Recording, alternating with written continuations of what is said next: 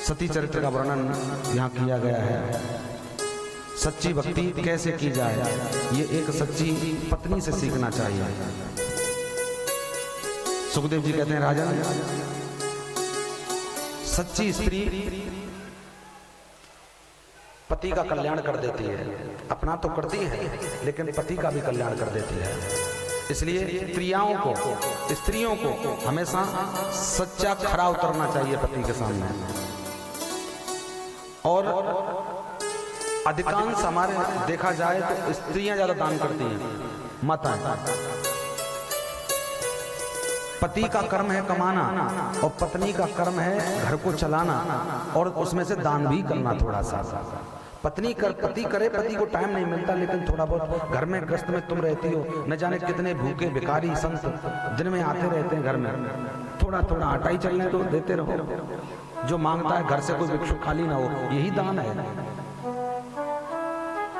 सामर्थ्य अगर तुम्हारी इतनी है तो यही चलने दो। बोलो राधे राधे। जोर से बोलना पड़ेगा।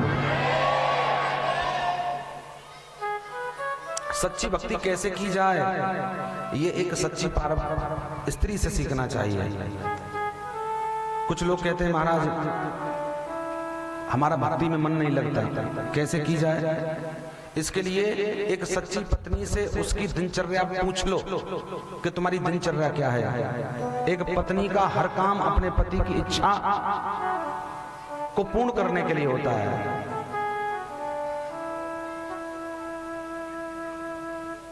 उसकी दिनचर्या क्या है? बोले शाम का भोजन भी बनाएगी तो पति की इच्छा का बनाएगी। कपड़े भी पहनेगी तो पति की इच्छा के पहनेगी।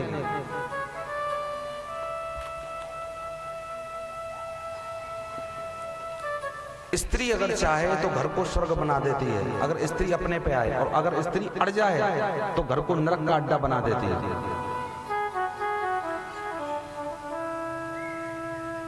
पति से ज्यादा भक्ति पत्नी के अंदर मानी गई है। मैंने विद्वानों के मुंह से सुना है, स्त्रियां ज्यादा भक्ति कर जाती हैं।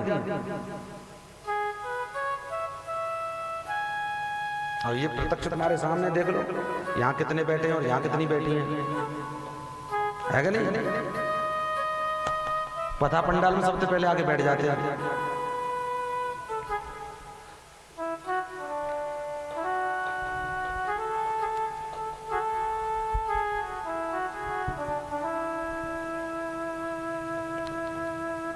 सती चरित्र का वर्णन यहाँ आता है। भोलेनाथ ने मैया पार्वती को बहुत समझाया था। स्त्रियों का कर्तव्य यहाँ बताया गया है कि स्त्री को हमेशा अपने पति की आज्ञा का पालन करना चाहिए। पति की आज्ञा से, पति की सेवा से ही प्रभु प्रसन्न होते हैं स्त्रियों के लिए।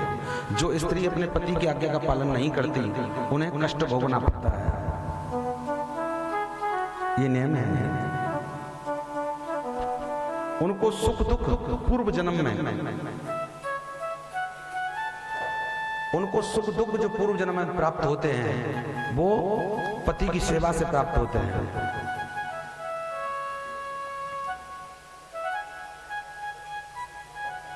भगवान भोलेनाथ ने पार्वती को बहुत समझाया था कि मत जाओ, ये मोह छोड़ दो, ये तोड़ दो, मत जाओ। लेकिन नहीं मानी पार्वती, पहुंची सती पहुंची तो अंत में हुआ क्या, ये आप सब जानते हैं। एक सच्ची स्त्री कभी भी अपने पति की आज्ञा का उल्लंघन नहीं कर सकती।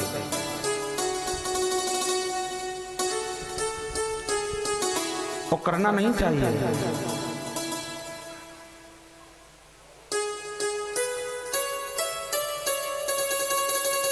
भगवान भोलेनाथ बहुत समझाते हैं लेकिन वो नहीं मानी पार्वती और सती, तो अपने मायके पहुंची। और भगवान भोलेनाथ ने 100 गणों को साथ में भेज दिया था कि रक्षा के लिए, कि जाओ मेरी पत्नी जा रही है, मेरी स्त्री जा रही है और इस देवी का आप ख्याल रखना, देखते रहना। 100 गण पीछे पीछे, मैया सती आगे आगे पहुंच रही थी। और जैसे ही पहुंची, एक बात ध्यान रखो ये भी कि जिस स्त्री का पति के यहाँ कोई सम्मान नहीं होता उस स्त्री का कहीं सम्मान नहीं होता। जो पति को ठुकरा करके चली जाती है उनके माँ बाप भी बहुत कम देखभाल करते हैं उनकी। दरवाजे पे माता जी मिल गई। माता जी ने रोक दिया, कहाँ जा रही हो बेटी, तुम क्यों आई हो, तुम्हारे भोलेनाथ कहाँ हैं? बोले उनको निमंत्रण नहीं मिला इसलिए वो नहीं आए। बोले तुम्हारे पिता नाराज होंगे। पिता से बात करने के लिए पहुंची, पिता ने दूर से ही रोक दिया। बोले यहाँ मत आना। सभा में जितने बार लोग बैठे थे सबको समझा दिया, देवताओं को सबको समझा दिया, सबको बता दिया, कहीं देखो ये मेरी पुत्री है। कोई भोलेनाथ का स्थान नहीं था वहाँ, किसी प्रकार का कोई स्थान नहीं मिला। मैया सती को भी दुख हुआ जब पिता ने बुरा भला अपनी पुत्री से बोला कि तेरा पति बैरागी है, तेरा पति बाबा जी है, तेरा पति भिखारी है, तेरा पति जंगली है, तेरा पति पहाड़ों पर रहने वाला है, तेरा पति समझे क्या किसी का मान सम्मान को, तेरे पति ने मेरा स्वाभिमान गिराया है सभा में, इसलिए मैंने निमंत्रण तेरे पति के लिए नहीं दिया। आज रोने लगी मैया सती, जब अपमान पति का होने लगा। सब कुछ मैया बर्दाश्त कर लेगी सती, लेकिन मैया ने कहा मैं अपने पति का अपमान सहन नहीं कर सकते। आप मेरे पति का अपमान मत करो पिताजी, जो तुम्हें मेरा अपमान करना है तो मेरा अपमान कर दो, लेकिन मेरे पति का अपमान मत करो। मानी न पति की बात को, दुख मिल गया आया आए के, और कूदी हवन के कुंड में घबराए के पछताए के। हवन का कुंड वहां जल रहा था, उसी हवन कुंड में सती कूद जाती है, अपने प्राणों की आहुति दे दी। नारद जी ने जाकर के बाबा भोलेनाथ को समझा बताया कि सती ने प्राणों की आहुति दी है। भोलेनाथ आए, ये कथा आपने सुनी है, पिछली बार भी सुना चुका हूँ। भोलेनाथ आए, भोलेनाथ ने आकर के यज्ञ विध्वंस की और अपने ससुर की गर्दन को अलग किया और वहां पर एक बकरे की गर्दन स्थापित की है। उससे हवन क्रिया पूजा पाठ जो भी हुई वो सब उससे कराए थे। बोलो राधे राधे। गंगा के किनारे पर सुखदेव जी विराजमान थे। राजा परीक्षित ने फिर प्रश्न किया कि भगवान एक कथा और आप मुझे सुना दीजिए, मुझे ध्रुव चरित्र बहुत पसंद है, मैंने कभी सुना था, आप मुझे वो ध्रुव चरित्र का वर्णन सुनाइए। तो सुखदेव जी महाराज राजा परीक्षित को ध्रुव चरित्र का श्रवण कराते हैं। बोले राजन, राजा मनु के दो पुत्र हुए थे, प्रियव्रत और उत्तानपाद। उत्तानपाद का विवाह सुनीति से हुआ। बहुत समय बीतने पर कोई संतान नहीं हुई, तब राजा ने दूसरा विवाह किया सुरुचि से। लेकिन यहाँ दोनों रानियों पर कोई संतान जब नहीं हुई तो राजा बड़े चिंतित हो गए और चिंतित होकर के कुछ समय बाद में दोनों बहन साथ साथ में रही, लेकिन जो छोटी थी उसको बड़ी पसंद नहीं आई। तो एक दिन राजा से अकेले में जाकर के बोली कि इस घर में एक का ही गुजारा है, या तो इसको रख लो या मुझको रख लो। राजा ने सुनीति को अलग किया, अलग महल बनवा दिया। एक सुरुचि गर्भवती हुई, सुनीति जंगल में रहती थी। एक दिन राजा शिकार खेलने के लिए वहां पहुंचे। उसी जंगल में जहां महल बना था उसी स्थान पर राजा अपनी बड़ी रानी के पास में ठहरे। ठाकुर जी की कृपा होती है और ठाकुर जी की कृपा से आज सुनीति भी गर्भवती हो गई। बोले भागवत महापुराण की जय हो। जय जय श्री राधे। सुरुचि के पुत्र हुआ उत्तम और सुनीति के पुत्र हुआ ध्रुव। नन्हे से ध्रुव की भक्ति भागवत में कही गई है। अगर बच्चे को माँ बाप अच्छे मिल जाएं या माँ अच्छी मिल जाए बच्चे को, तो बच्चा संस्कारी होता है, बन जाता है, भक्त बनता है भगवान का। अगर माँ, हमें अपने संतान को क्या बनाना है ये माँ जान सकती है, माँ पहचान सकती है चीज को। जैसा माँ चाहेगी संतान वैसी बन जाएगा। सुनीति ने बनाया उसको भगवान का भक्त, कभी रोका नहीं, कभी टोका नहीं। मैं तो माताओं से कहता हूं जब बच्चा तुम्हारा पढ़ करके आए ना, थोड़ी देर के पढ़ने जाए उससे पहले पूजा करके भेजो पढ़ने। पहले बेटा मंदिर में बैठ, भजन करे ना करे लेकिन सामने बैठाना सिखाओ उसको। पास में घर के मंदिर के सामने वहीं घर में बैठा दो, भजन कराओ थोड़ी बहुत, ना करे तो कोई बात नहीं, बैठ, आज नहीं तो कल करेगा। ये संस्कार उसके अंदर, बच्चे के अंदर होने चाहिए। एक दिन ध्रुव ने माता से प्रश्न किया, बोले माँ मेरे पिता कौन है? माँ ने बताया तुम्हारे पिता उत्तानपाद हैं, यहाँ के राजा हैं, राज्य के बहुत बड़े राजा हैं।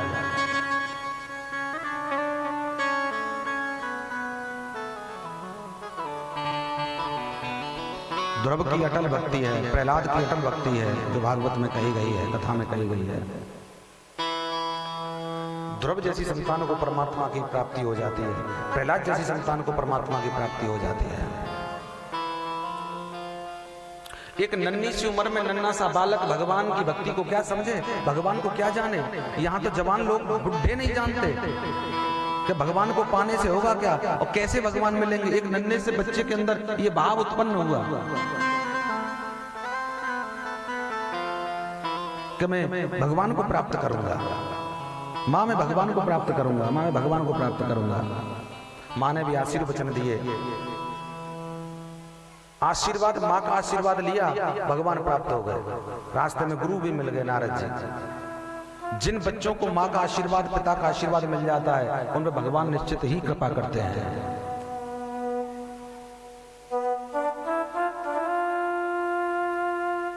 नन्ही सी उम्र में 5 वर्ष के ध्रुव घर छोड़ के जैसे चले प्रभु प्राप्ति के लिए। बियाबान जंगल था, जंगल में भगवान देख रहे हैं कि मेरा भक्त मुझे पाने के लिए आ रहा है, कहीं ऐसा ना हो कुछ अनर्थ हो जाए। उससे पहले ही जब भगवान देखते हैं कि मेरा भक्त कहीं परेशान न हो जाए, उससे पहले ही कोई न कोई मार्ग निकाल देते हैं ठाकुर जी उनके लिए। नारद जी को भेज दिया कि जाओ समझाओ, हो सके तो उसको वापस कर दो, और नहीं वापस अगर अड़ता है जिद पे, नहीं अड़ता क्योंकि बाल हटे ये नहीं जाता, तो इसको आगे का मार्ग बताओ।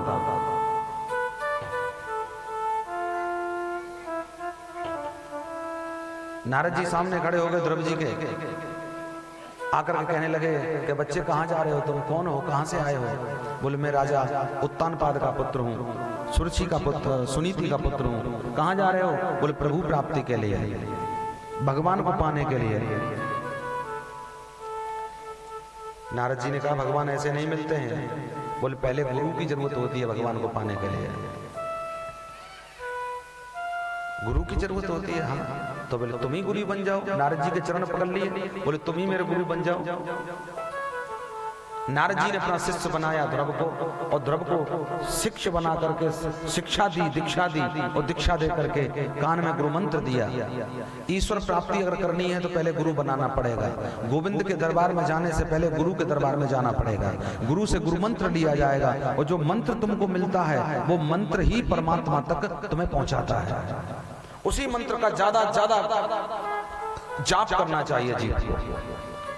वो मंत्र ही है जो प्रभु तक पहुंचा देता है हमें।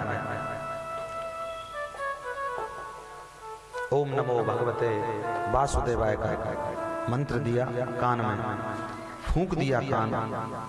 अब तो ओम नमो भगवते वासुदेवाय का मंत्र जाप करते हुए चले जा रहे हैं।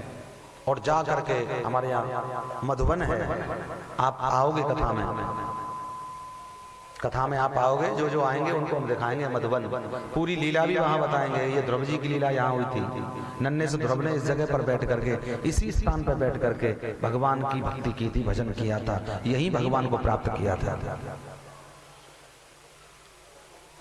वो स्थान दिखाएंगे जिस समय गरुण लेकर के भगवान नारायण को उड़ रहे थे, और गरुण उड़े और गरुण को अहंकार हो गया। उसी जगह पर भगवान ने अपना वजन बढ़ाया, वहीं पर गरुण थक गए, और गरुण थक गए तो वहीं बैठ गए। वो भी स्थान हम आपको दिखाएंगे।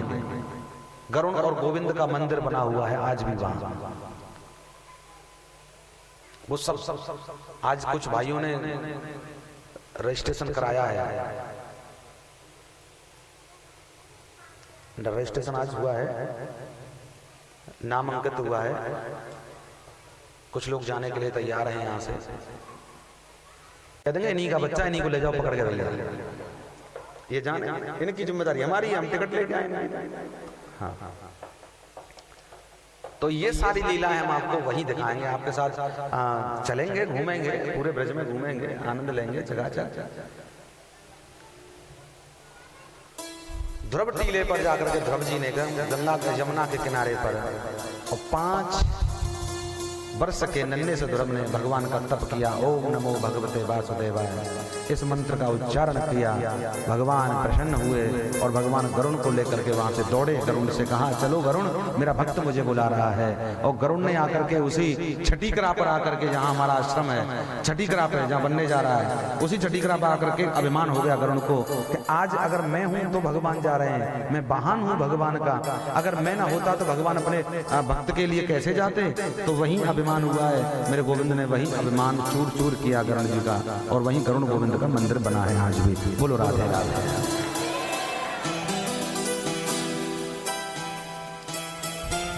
ऐसी भक्ति है भगवान की। भगवान ने पूछा, ध्रुव जी नेत्र खोलो, हे पुत्र नेत्र खोलो, क्या चाहते हो तुम। ध्रुव जी ने नेत्र खोल करके कहा कि प्रभु क्या चाहता हूं आप सब समझते हैं। मौसी ने मुझे अपमानित किया, मेरा अपमान किया, अपमान के कारण मैं आपकी प्राप्ति करने के लिए आया, और अगर काश मेरी मौसी ने अपमान न किया होता तो हो सकता है मुझे तुम्हारा दर्शन ना होता। कभी कभी मालूम है किसी की चुनौती भी हमारे काम आ जाती है। अगर कोई हमसे कटीली बात करता है, चुनौती वाली बात करता है, वो भी हमें सफलता तक पहुंचा देती है, हमें सफल कर देती है। कि आज अगर वो हमें चैलेंज ना करता, आज हमें वो चैलेंज ना करता तो आज हम इस पथ पे नहीं पहुंचते। कुछ लोग कह देते हम तब जानेंगे तब तू ये करके दिखा दे। मौसी ने कहा हम तब जानेंगे तू भगवान को प्राप्त करके दिखा दे। और भगवान को प्राप्त करके भगवान से वरदान मांग कि अगला जन्म मुझे मेरी सुरची मौसी के गर्भ से होना चाहिए, तब तू इस पिता की गोद में बैठने का अधिकारी बनेगा। इसी कारण भगवान ने उनको वचन दिया कि जाओ अगले मनुमंत्र में तुम इंद्र बनोगे। हे ध्रुव, अगले मनमंत्र में तुम इंद्र बनोगे, इंद्र का सिंहासन तुम विराजमान रहोगे सिंहासन पर, और कई हजारों वर्षों तक तुम अपने पिता से भी ऊंचा सिंहासन प्राप्त करोगे। अटल रहोगे जब तक ये सृष्टि रहेगी, तब तक ये सृष्टि रहेगी, तब तक तुम अपनी जगह पर अटल बने रहोगे। यानी अजर अमर ही बोल सकते हैं, अजर अमर हो तुम। ये वरदान दिया मेरे ठाकुर जी ने। आज भी ध्रुव जी का स्थान है, आज भी ध्रुव जी हैं। ध्रुव ताला चमकता है ऊपर, वहां से दर्शन हम कराएंगे। आप वृंदावन आते हो तो कराएंगे। बोलो राधे राधे, जोर से बोलना पड़ेगा। श्री कृष्ण गोविंद हरे मुरारी, हे नाथ नारायण वासुदेवा। श्री कृष्ण गोविंद हरे मुरारी, हे नाथ नारायण वासुदेवा। श्री कृष्ण गोविंद हरे मुरारी, हे नाथ नारायण वासुदेवा। श्री कृष्ण गोविंद हरे मुरारी, हे नाथ नारायण वासुदेवा। हे नाथ नारायण वासुदेवा, हे नाथ नारायण वासुदेवा। हे नाथ नारायण वासुदेवा, हे नाथ नारायण वासुदेवा। श्री कृष्ण गोविंद हरे मुरारी, हे नाथ नारायण वासुदेवा।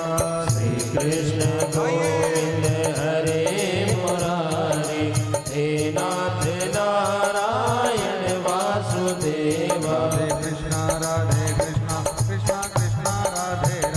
राधे कृष्णा कृष्णा कृष्णा राधे राधे राधे कृष्णा कृष्णा कृष्णा राधे राधे। राधे कृष्णा कृष्णा कृष्णा राधे राधे। हरे कृष्णा कृष्णा कृष्णा राधे राधे। श्री राधे।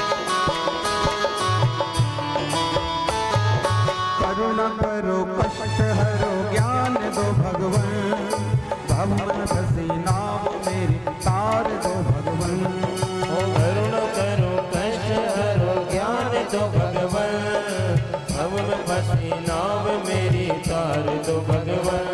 ओ दर्द की दवा तुम्हारे पास है, दर्द की दवा तुम्हारे पास है। ओ जिंदगी दुआओं की भीख मांगती, मन में बसा कर तेरी मूर्ति, उतारूं मैं गिरधर तेरी आरती। मन में बसा कर तेरी मूर्ति, उतारूं मैं गिरधर तेरी आरती। हरि बोल।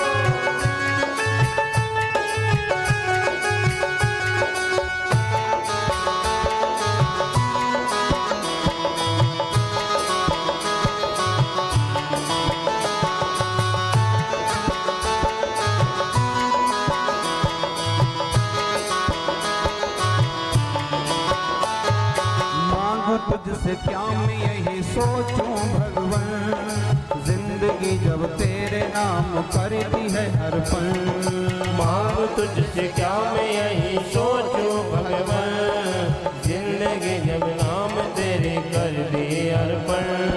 सब कुछ तेरा कुछ नहीं मेरा, सब कुछ तेरा कुछ नहीं मेरा। चिंता है तुझको प्रभु संसार की, मन में बसा कर तेरी मूर्ति, उतारूं मैं गिरधर तेरी आरती। मन में बसा कर तेरी मूर्ति, उतारूं मैं गिरधर तेरी आरती। मन में बसा कर तेरी मूर्ति, उतारूं मैं गिरधर तेरी आरती।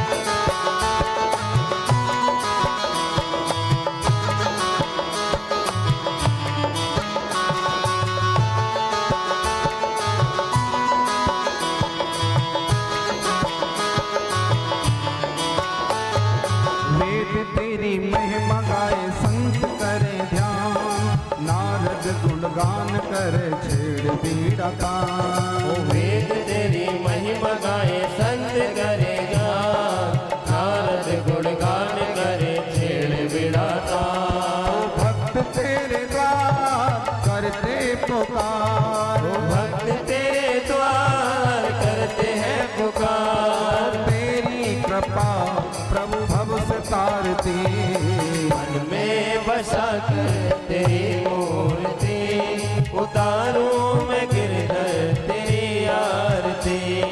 मन में बसा कर तेरी मूर्ति, उतारो मैं गिरधर, उतारो मैं गिरधर, उतारो मैं गिरधर तेरी आरती। कर्पूरगौरं गणावतारं संसार सारं भुजगेन्द्रहारं सदा वसन्तं हृदयारविन्दे भवं भवानी सहितं नमामि।